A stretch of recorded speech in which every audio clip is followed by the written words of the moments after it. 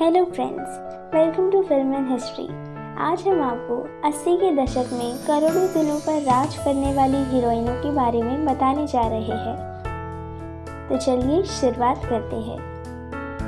1980 के दशक में हिंदी सिनेमा ज़्यादातर मसाला एंटरटेनमेंट था, जिसमें बहुत सारे मार-धाड़, ड्रामा और ओवर द टॉप एक्टिंग थी। इस मिश्रण में सुंदरता और अनुग्रह जोड़ने वाली तेजस्वी अभिनेत्रियां थीं, जिन्होंने अपनी अदाओं और शैली से सबका दिल चुरा लिया। यहाँ उस दशक की बॉलीवुड अभिनेत्रियों की सूची है जो लाखों लोगों के दिलों पर राज करती है।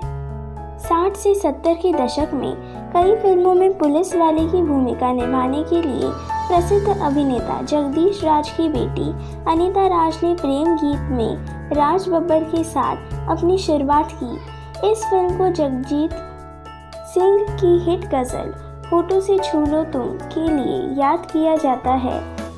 अनीता राज ने 80 के दशक में गोविंदा, जितेंद्र और मिथुन चक्रवर्ती जैसे शीर्ष सितारों के साथ कई फिल्में की।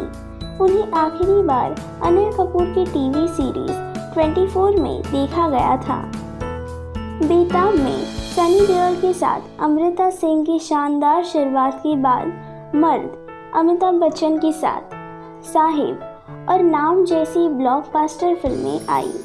चुलबुली अदाकारा को हालांकि चमेली की शादी में उनकी कॉमिक टाइमिंग के लिए काफ़ी सहारा गया था।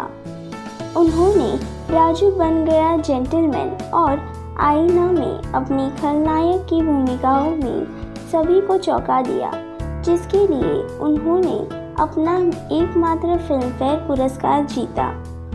आईना के बाद अमृता सिंह ने फिल्मों से ब्रेक ले लिया और 2002 में भगत सिंह पर बायोपिक 23 मार्च 1931 शहीद में वापस की।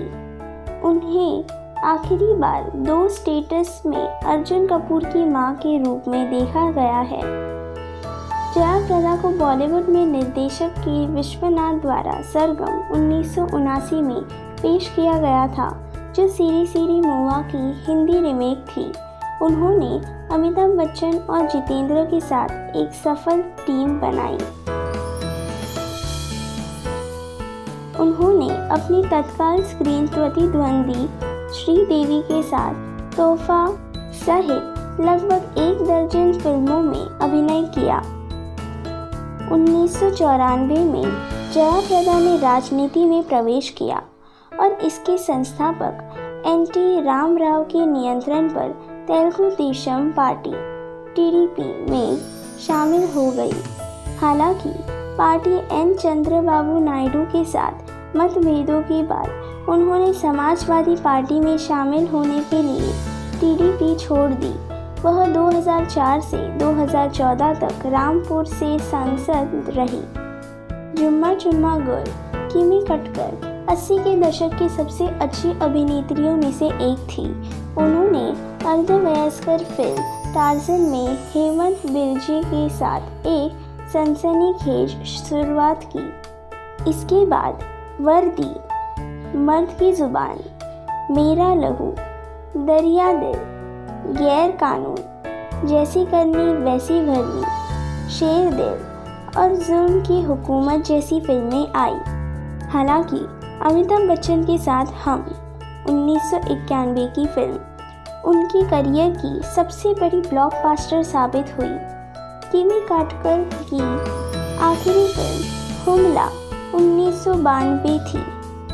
मीनाक्षी शेषाद्री ने पेंटर बाबू 1983 से अपनी फिल्मी करियर की शुरुआत की।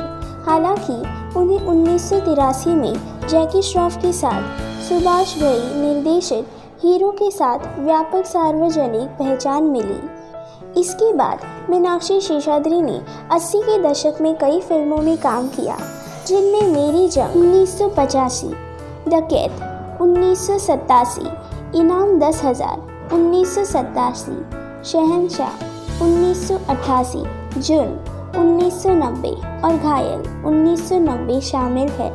हालांकि उनके करियर की पारिभाषिक भूमिका 1993 में राजकुमार संतोषी की दामिनी में आई। जिसमें सनी देओल और ऋषि कपूर ने भी अभिनय किया। भूमिका उनकी पहचान बन गई।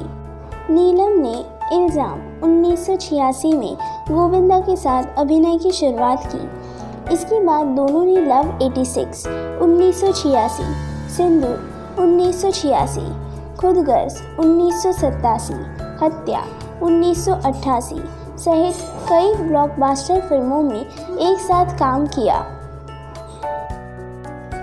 नीलम ने 1990 के क्लासिक अग्निपथ में अमिताभ की बहन की भूमिका भी निभाई थी। नीलम ने यूके के एक बिजनेसमैन के बेटे ऋषि सेठिया से शादी की थी। उनका विवाह अल्पकालीन था। 2011 में उन्होंने अभिनेता समीर सोनी के साथ शादी कर ली।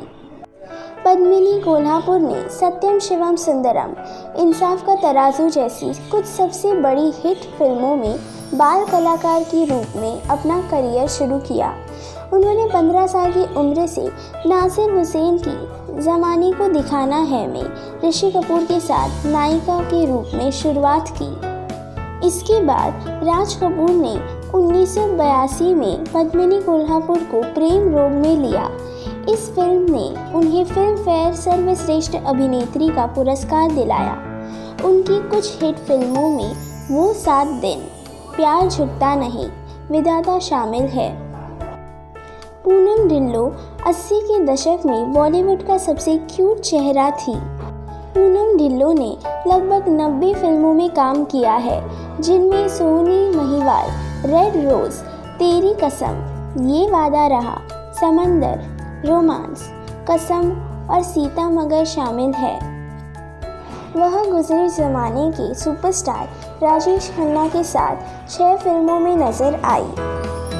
दक्षिण भारतीय फिल्मों में एक सफल कार्यकाल के बाद रति अग्निहोत्री एक दूजे के लिए 1981 में कमल हसन की प्रमुख महिला के रूप में शानदार शुरुआत के साथ बॉलीवुड में रातों रात स्टार बन गई। इसके बाद रति अग्निहोत्री ने 43 से अधिक हिंदी फिल्मों में अभिनय किया, जिनमें दिलीप कुमार अभिनीत मजदूर 1982, मेगा स्टार अमिताभ बच्चन के साथ कूली 1983, तवायफ 1985 शामिल है, जिसके लिए उन्हें सर्वश्रेष्ठ अभिनेत्री के रूप में दूसरा फिल्मफेयर नामांकन मिला, और धर्मेंद्र के साथ हुकूमत 1987 शामिल है।